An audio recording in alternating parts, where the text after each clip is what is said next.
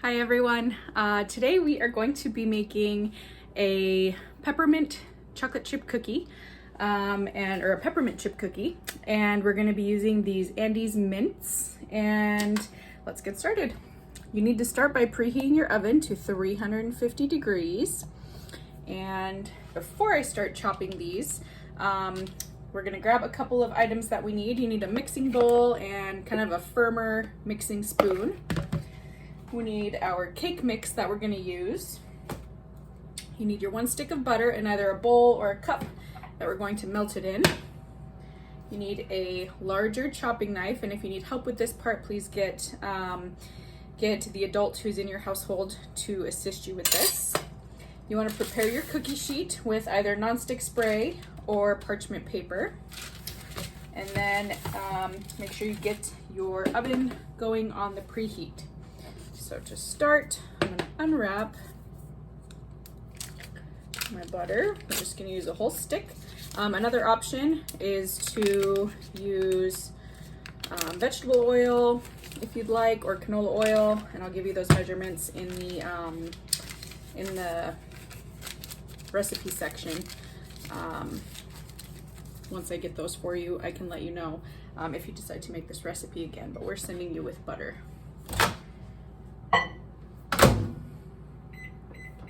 Start with 30 seconds, and while that's going, I'm going to start chopping these. So they do actually make these in bits already. I couldn't find them, so that's why I'm sending you with the bigger pieces. You can also use mint M&Ms. You can use anything that's got a minty flavor to give you that peppermint flavor in your chocolate cookie. And these break up really nicely, so it's not too hard to chop them at all. Another cool thing that I've seen people do is you could substitute out white chocolate chips and then crush up some candy cane bits and do that. It's just going to be a little bit of a harder crunch on your teeth when you bite into the cookie.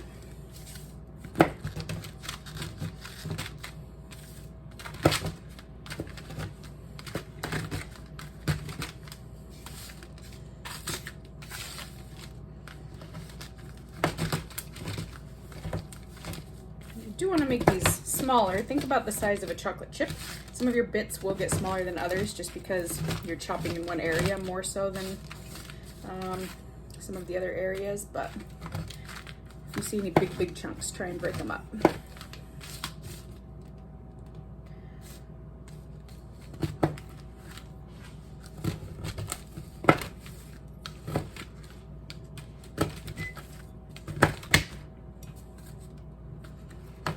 Pause here and check on my butter. Mine is not melted yet. I'm going to go another 20 seconds to get that melted.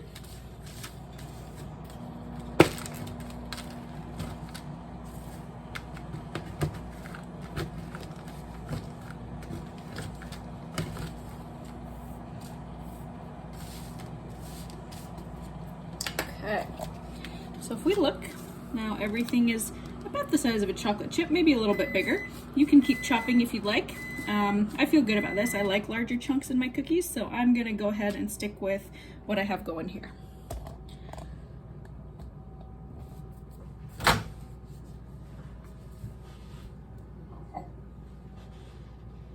My butter is looking okay, but I'm gonna check it out really quick.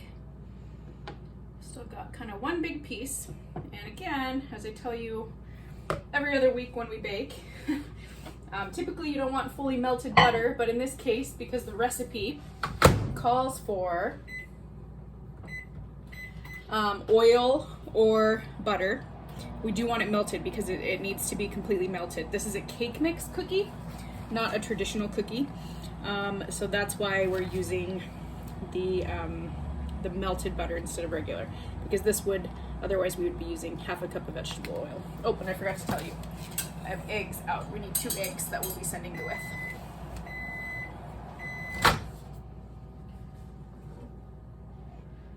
Make sure we're not gonna burn ourselves. All right, that looks pretty good. I'm gonna set aside my chopped peppermint bits. Swap out for my bowl and get my cake mix opened.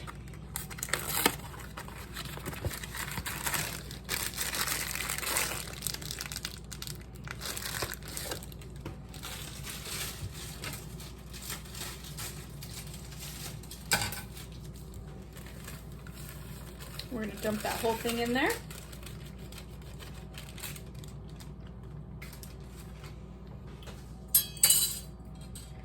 We're gonna go for an egg.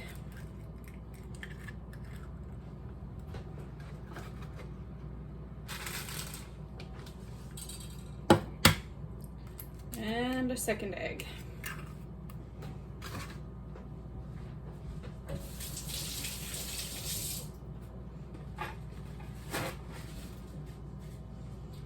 And I'm going to use a towel to grab my cup because it did get quite warm in the microwave.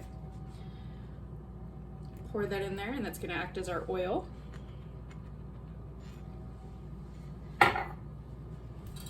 Alright, so now be careful not to splash yourself because this oil, aka butter, will stain. Put on an apron if you'd like. We want to fully mix this before we add our peppermint chips. And one interesting thing about this, we don't want the cookies to spread too much. So one thing we're gonna do after we get all of this mixed up is we are going to put these in the refrigerator for about an hour, the mix itself.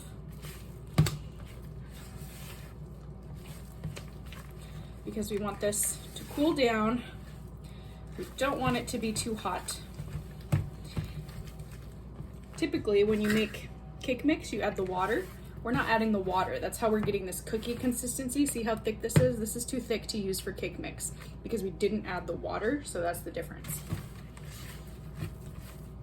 If we were making a cake, we'd want it to be more runny. And so now, I've got that thick dough.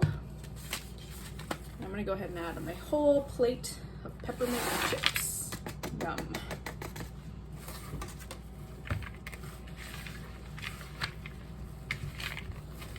It smells so good and pepperminty.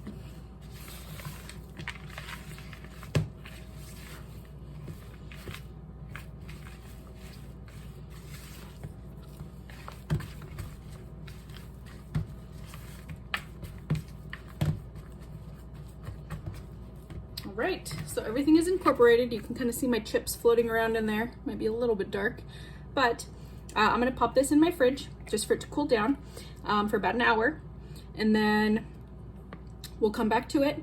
And one other thing I wanted to tell you, if you did not get to catch up with me earlier, pause the video, chop all of your bits, and then come back and do this part. You have plenty of time to pause and catch up. It's not a big deal because the cake mix part is super, super fast. So I will see you in 1 hour and we'll get to the cookie making part. Okay, everyone, so our dough has been chilling and now we are going to start scooping. And we just want about a tablespoon. We don't want a lot. That's a good sized ball, okay? So we're gonna spread these out about 3 across if you're using a full-size cookie sheet.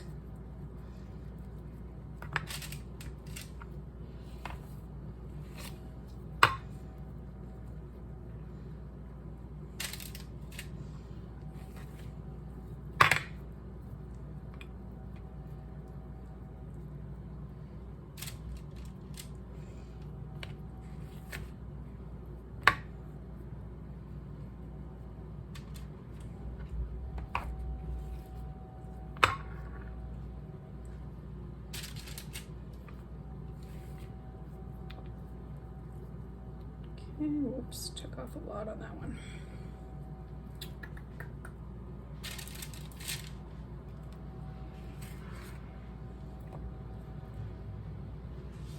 I'm thinking we'll get about 18 cookies from this. Maybe a little bit more depending on how big you roll them.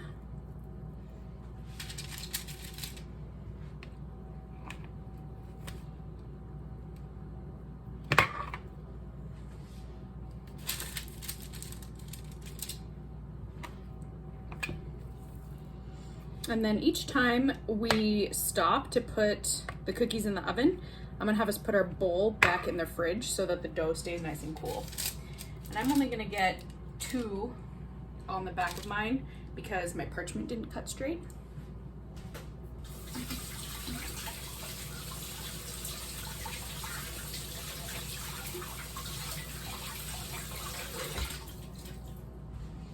Right, so these cookies cook really fast. We're gonna go for 7 to 9 minutes, and of course we always start on the low end. So I'm gonna start with 7 minutes and we'll see where we're at, okay?